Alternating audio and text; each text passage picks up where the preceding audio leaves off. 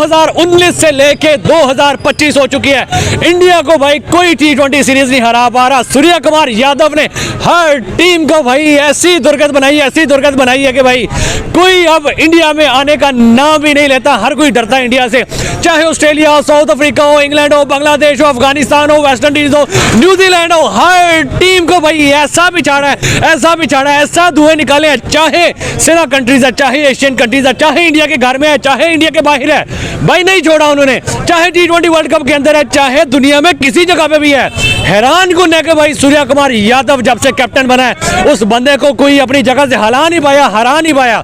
क्या कहेंगे सर, भाई हैरान कौन, परेशान कौन हो गए हैं पूरी दुनिया के भाई। इस टीम को कौन कैसे हराएगा, कौन क्या करेगा, अनबीटेबल टीम बन चुकी है। आपने कहा अनबीटेबल टीम, वो अनबीटेबल है। आप देखे जिस टीम के अंदर चलता फिरता असला मौजूद हो वो टीम कैसे हार सकती है। आप देखिए 11 असले हैं उनके पास।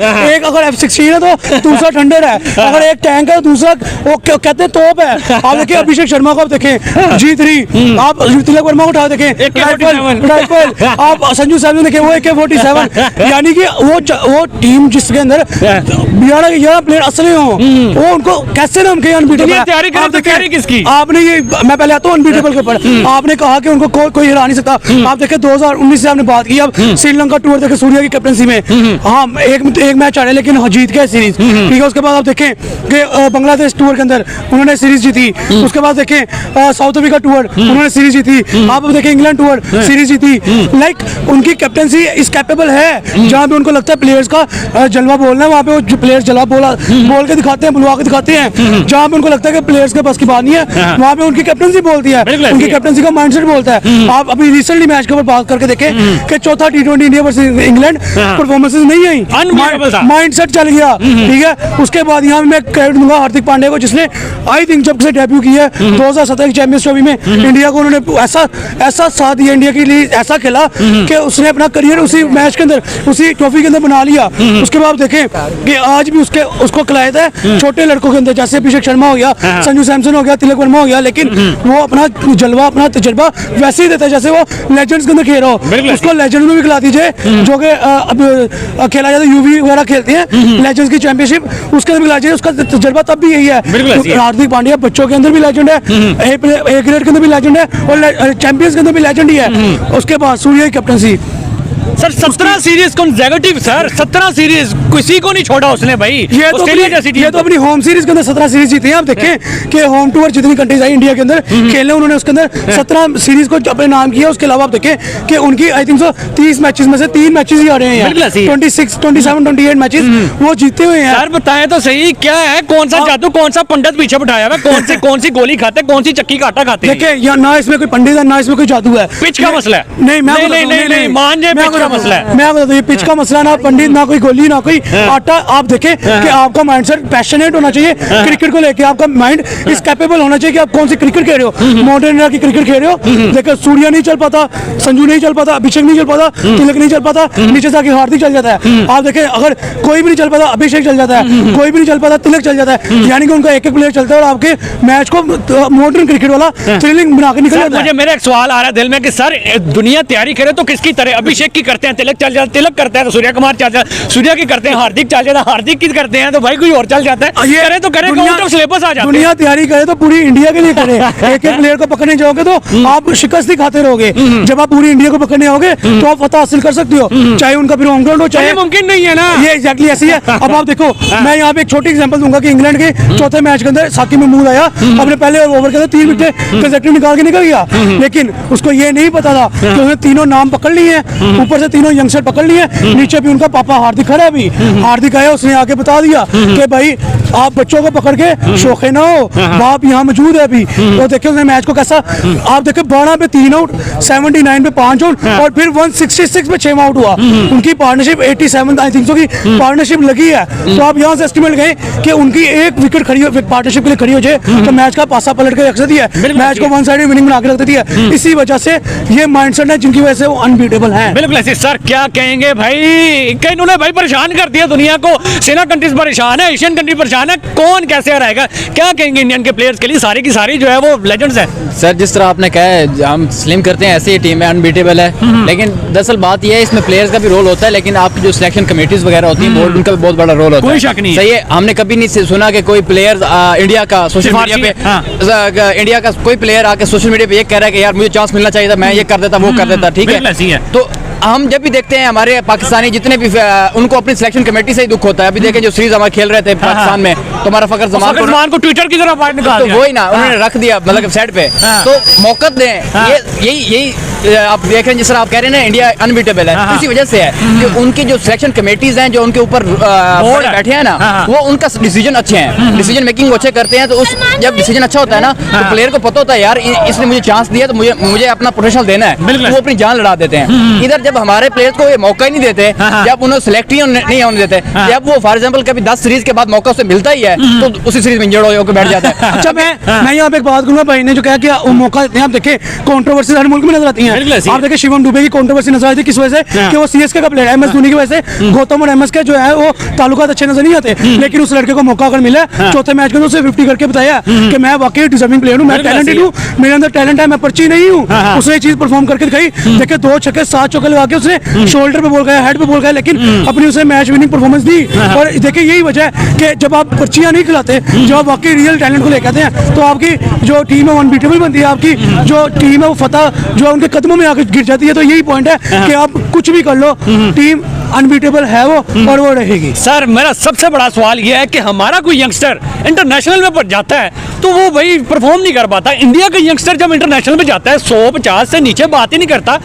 क्या है ऐसा उनके अंदर, कौन सा बूस्टर फिट किया हुआ है, कौन सा ऐसा जादू है सर? उनके अंदर कॉन्फिडेंस है। देखें उनके अंदर अपना जो टैलेंट है ना, उस टैलेंट का भी कॉन्फिडेंस है कि यार ये मैं कर सकता हूँ। तो हमारे पाकिस्तानी जितने प्लेयर्स हैं, यंगस्टर हैं, अपनी इधर अपनी पिचेस पे तो नहीं मैं इस बात से एग्री नहीं करता। देखिए मैं इस बात भी कहूंगा कि आपने कहा कॉन्फिडेंस ठीक है, समझ में आता है, लेकिन आपकी जो सिलेक्शन है वो भी मैटर करती है। आप देखिए पाकिस्तान के यंगस्टर की मैं बात करूंगा कि आपके पास हसीबुल है, आपके पास साइम आपका मोहम्मद आरिस है। साइम वो बच्चा है, वो नया लड़का है जो कि जाके घोड़ों की पिचों के ऊपर सीना कंट्रीज के अंदर आंखें बंद कर नो लुक शॉट मारता है। लेकिन 20-25 मैचेस वो फ्लॉप है। मैं आपको बताता हूँ यंगस्टर आता है जब फ्लॉप रहता है। आप जयसवाल को उठा के देखें, स्टार्टिंग में फ्लॉप रहा, तिलक वर्मा आया छा गया, शिवम आया छा गया, हर्षित राणा आया छा गया। मैं बताता हूँ तिलक वर्मा को आपने उनकी बी टीम के अंदर नहीं देखा, अभी उसकी परफॉर्मेंस वहां पे भी नहीं आई। आप यहाँ से देख लें, एस्टिमेट निकालें कि चौथे मैच के अंदर वो गोल्डन डक पे गया। देखिए यंगस्टर जो है, मैं कहना चाह रहा हूँ कि यंगस्टर के ऊपर प्रेशर होता है आगे खेलने का इंटरनेशनल मैचेस, ठीक है, नो डाउट। आपकी स्टार्टिंग में परफॉर्मेंस आती भी है नहीं भी आती, लेकिन जब आपकी परफॉर्मेंस आती है तो आप फिर इतना कॉन्फिडेंट होकर खेलते हो कि दुनिया को पता चलता है। अब आप ऑडियंस से मैं एक सवाल करूंगा कि आप लोगों ने कमेंट सेक्शन में बताना है कि साइम्यू वहाँ पे फेवरेट हॉट फेवरेट है कि नहीं है। इंडियन ऑडियंस जो है वो साइम्यू को मोस्ट फेवरेट पाकिस्तानी बैट्समैन समझती है, क्योंकि उसकी जो टैलेंट है, उसके अंदर जो टैलेंट है, उसके अंदर जो एक कैपेबिलिटी वेरिएशन है क्रिकेट खेलने की वो है। सर इस टाइम साइम अयूब के मध्य मुकाबले कोई ऐसा इंडिया के अंदर प्लेयर है या साइम अयूब नीचे और इंडिया का टैलेंट इस टाइम यंग आ गया? देखिए मैं कंपेयर नहीं करूंगा, मैं ये कहूंगा कि कैटेगरी अगर बनाई जाए तो साइम अयूब उसके साथ कैटेगरी में जो प्लेयर आते हैं वो तिलक वर्मा है, अभिषेक शर्मा और जयसवाल है। ये बेहतर कौन है? ये 4 प्लेयर्स जो हैं, बेहतर कौन है? मैं बताता हूँ, ये 4 प्लेयर्स जो है ये एक कैटेगरी में आते हैं। अब हम स्टैट्स के ऊपर आके ये एक्सप्लेन कर सकते हैं कि बेहतर कौन है। साइम की आई थिंक सो अभी तक 1 सेंचुरी है, ठीक है। उसके साथ आप देखिए अभिषेक शर्मा की परफॉर्मेंस स्टैट दे ले, तिलक वर्मा का स्टैट दे ले, साथ जयसवाल का स्टैट दे ले, तो मेरे ख्याल में इन सबको लीड कर रहा है जयसवाल, यशास्वी जयसवाल जो लीड कर रहा है। नंबर 2 पे अभिषेक शर्मा आता है, नंबर 3 पे तिलक वर्मा आता है, फिर संजू सैमसन होता है, और फिर आता है आपका साइम अयूब।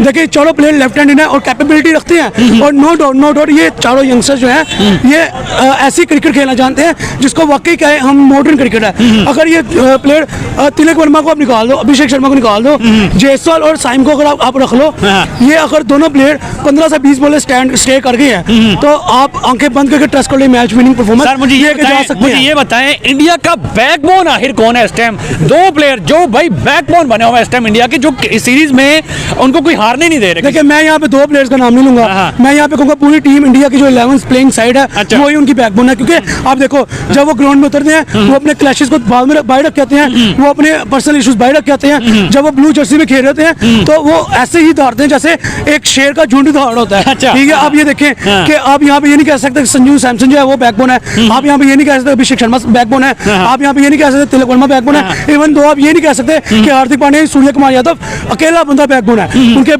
चारों पांचों बॉलर्स और पांचों छह के छह बैट्समैन विद ऑलराउंडर, ये सारी 11 साइड इंडिया की बैकबोन है। इनमें से एक प्लेयर भी मिस होगा तो आप उनकी परफॉर्मेंस वैसी नहीं देख सकते। सर मुझे ये बताइए, इंडिया को हराने के लिए अगर वर्ल्ड 11 बनाई जाए तो क्या फिर पॉसिबिलिटी है कि इंडिया को जो है वो हराया जा सके? अच्छा, मैं आपको यहाँ पे एक बात कहूंगा कि आप वर्ल्ड 11 लेजेंड्स की बनाओ और जो इंग्लैंड के खिलाफ साइड खेल रही है 11 साइड जो खेल रही है, आप उसके अंदर आप रवि बिश्नोई को उठाकर शमी को इंक्लूड कर लो बस। ये इंडिया की ये साइड और वर्ल्ड 11 जिसको मर्जी उठा के ले, चाहे डेविड वार्नर उठा के ले, तब भी मुकाबला करेंगे। इतनी स्ट्रॉन्ग साइड है ये। अच्छा, इतनी स्ट्रॉन्ग साइड, फिर भी आप कह रहे हैं कि इंडिया जो है वो टफ टाइम या फिर जीत सकता है? हाँ, यहाँ जीतेगा। यहाँ अगर हारा भी तो ऐसा मैच खेल के हारेगा कि निगलेक्ट नहीं करने देगा कि हम हार गए। वो पता लगेगा मैच विनिंग परफॉर्मेंस करके, मैच फाइट करके हारे हैं। सर आप क्या कहेंगे, इंडिया आखिर 17 सीरीज जीत गया, कोई दुनिया में उनको हरा नहीं पा रहा, हर टीम को आगे लगाया हुआ है, क्या कहेंगे? 17 के 11 प्लेयर उनके अनस्टॉपेबल हैं, क्या कहेंगे? सर क्या कहेंगे, बात तो सुने ना, आप डर किस बात के लिए रहे हैं, क्या लगता है? हैं? जी वो हारेंगे। कब हारेंगे? वो- कौन सी सदी में? वो हारेंगे, लेकिन हाँ। मेन चीज़ ये है कि उनका माइंडसेट हाँ। और उनके टीम का जो टैलेंट है, अच्छा। वो कभी उनको मार दिया जाए, उन सारे प्लेयरों को 11 के 11 फायर मार दी, तब जीत जाएंगे। हाँ, उनके मध्य मुकाबले अच्छी टीम लेके आए। कौन सी टीम, मुझे ये बताएं? ऑस्ट्रेलिया हार के चलेगी, इंग्लैंड हरा के चले, न्यूजीलैंड हरा के चलेगी, बांग्लादेश हरा के, अफगानिस्तान हार के चले, किस टीम को लेके आए? और मुझे ये बताएं, ऊपर से बुला ले, हाँ? मुझे बताएं ना, ये तो भाई है कि भाई हार जाएंगे, लेकिन बात कोई नहीं है कि भाई कैसे हराएंगे।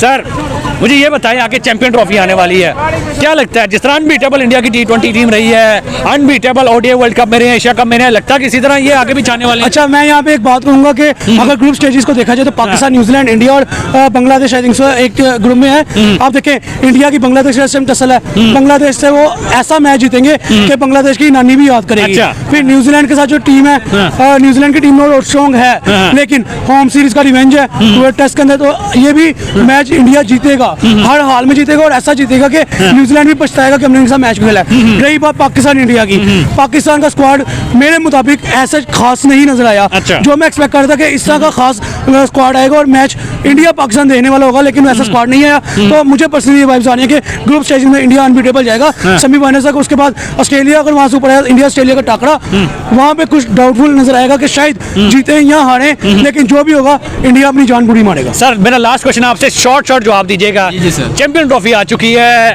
स्क्वाड सारे ऐलान हो चुके हैं, क्या लगता है अनबीटेबल जिस तरह पहले हर इवेंट में रहा है, लगता है कि यहाँ भी अनबीटेबल रहेगा, जीत पाएगा? सर यही बात है, जिस तरह भाई ने बात किया कि हम जिस तरह स्क्वाड अनाउंस हुआ है पाकिस्तान की तरफ से, हमें उम्मीदें तो ऐसी नहीं थी जिस तरह अच्छा। इन्होंने किया हाँ, है। हाँ। मतलब कि हमारे जो अभी सैम अयूब है वो वैसे इंजर्ड था, तो वो तो आ नहीं पाया, और बाकी फखर जमान की खुशी हुई है, वो आए हैं, उम्मीदें तो सारी उसी पे लगी हुई हैं, यकीन माने, दुआएं भी हैं, उम्मीदें भी हैं। और सर मैं इंडिया की बात कर रहा हूँ। हाँ सर, मैं आ रहा हूँ, उसी पे आ रहा अच्छा, हूँ। हाँ। तो स्क्वाड देखे जिन्होंने अच्छा, इन्होंने जो कमियां इनमें हैं, तो इनको ये शिकस्त देंगे, जो कमियां इन्होंने रखी हैं वो कमी रखते ही नहीं है, तो उन्हें शिकस्त होती ही नहीं है। तो यही मैं आपको बताना चाह रहा हूँ कि अगर आप स्क्वाड ही आपने अनाउंस नहीं किया, मतलब कि जो जंग में जा रहे हैं उनके पास असला हथियार ही पूरे नहीं है, तो कैसे जीत के आएंगे? कमियां है ना।